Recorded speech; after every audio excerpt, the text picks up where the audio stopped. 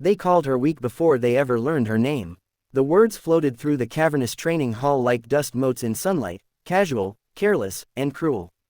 250 operators stood in loose formation, boots aligned on concrete, shoulders squared, bodies hardened by years of combat and loss. This was not a place where weakness survived. This was the proving ground, where reputations were built or buried in a single afternoon. She stood near the back, smaller than most, her hair pulled tight, face unreadable. Her name was Lieutenant Mara Vale, and she had already survived things that would have broken half the men in that room. But none of them knew that yet. They only saw what they wanted to see. The whisper started when she stepped onto the mat for close quarters combat evaluation. One man snorted, another shook his head, a third didn't even bother lowering his voice.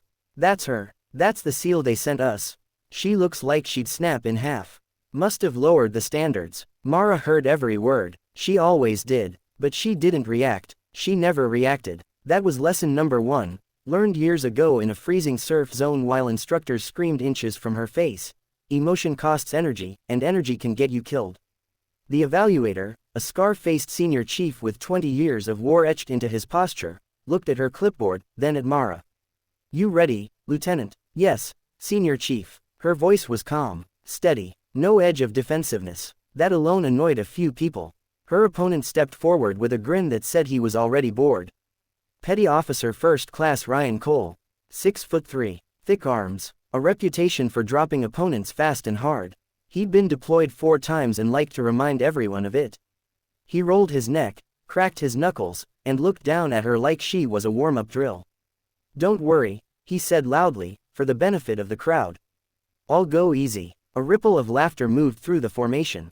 Mara met his eyes for the first time. There was no anger there. No fear, just focus. Cold, measured focus. The kind that unnerved people who were used to intimidation working. Whenever you're ready, the senior chief said. The bell sounded. Cole lunged, confident, fast, expecting resistance he could bulldoze. What he didn't expect was nothing, empty space where she'd been standing a heartbeat earlier. Mara moved inside his reach, pivoting on the ball of her foot, her shoulder brushing his chest as if by accident. Then she dropped him. It wasn't flashy, no spinning kick, no cinematic throw, just a brutal, efficient sequence learned the hard way. A sharp strike to the nerve cluster beneath his jaw. A sweep of the leg timed perfectly to his forward momentum. Gravity did the rest. Cole hit the mat like a sack of gear tossed from a helicopter. The room went silent. For a fraction of a second, no one moved.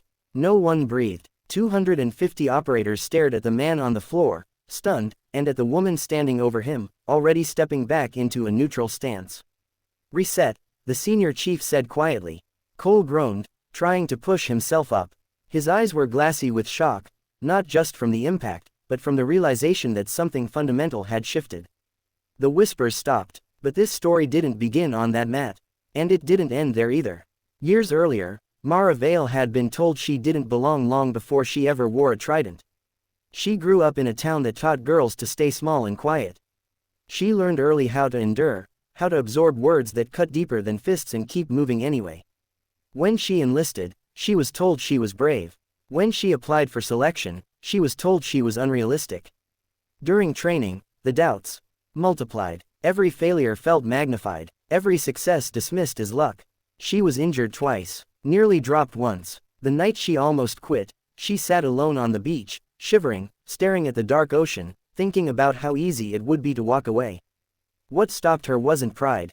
It was memory. She remembered her brother, lost overseas, his last letter telling her that strength wasn't about being loud or dominant or feared. Strength, he wrote, was about showing up when it mattered, even when no one believed you would. So she stayed. She graduated not at the top of her class, but near enough to make people uncomfortable. She didn't boast, didn't brag, she just worked, quietly, relentlessly. She volunteered for the jobs no one wanted. Learned from everyone, even the ones who dismissed her. Especially them. By the time she was assigned to this joint evaluation, she had already proven herself in places no one would ever hear about. But the military has a long memory for stereotypes, and a short one for quiet excellence. Back in the training hall, Cole staggered back to his feet, his grin gone. His confidence replaced by something harder to swallow. Again, he muttered. The bell rang. This time he was cautious. Too cautious. Mara used that hesitation, drawing him in, forcing him to commit. The exchange lasted longer, 30 seconds of controlled chaos, but the result was the same. Cole on the mat, Mara standing. By the third round, no one was laughing. By the fourth, people were leaning forward, attention sharpened. By the fifth, respect began to creep in, reluctant but undeniable. When the final bell sounded, Cole stayed down a moment longer than necessary. Then he stood, squared his shoulders, and nodded once at her. "Good fight," he said, quietly now. "Good fight," she replied. The senior chief closed his clipboard. "That'll be all." As Mara stepped off the mat, the room didn't erupt into applause. This wasn't that kind of place. But something had changed. Conversations resumed in lower tones. Eyes followed her, not dismissively now, but thoughtfully. Later that evening, as the operators broke for chow, one of the older men approached her. A master chief with gray in his beard and a presence that commanded space without demanding it. "You didn't drop him to prove a point," he said. Mara looked at him. "No, Master Chief. You dropped him because you could." "Yes, Master Chief." He studied her for a long moment, then smiled faintly. "That's the kind of strength that keeps people alive." Word traveled fast after that. Not as gossip, but as fact. The story wasn't about embarrassment or dominance. It was about correction, of assumptions, of arrogance, of a belief system that equated strength with volume and size instead of discipline and resolve. In the weeks that followed, Mara became someone people sought out. Not because she demanded attention, but because she gave clarity.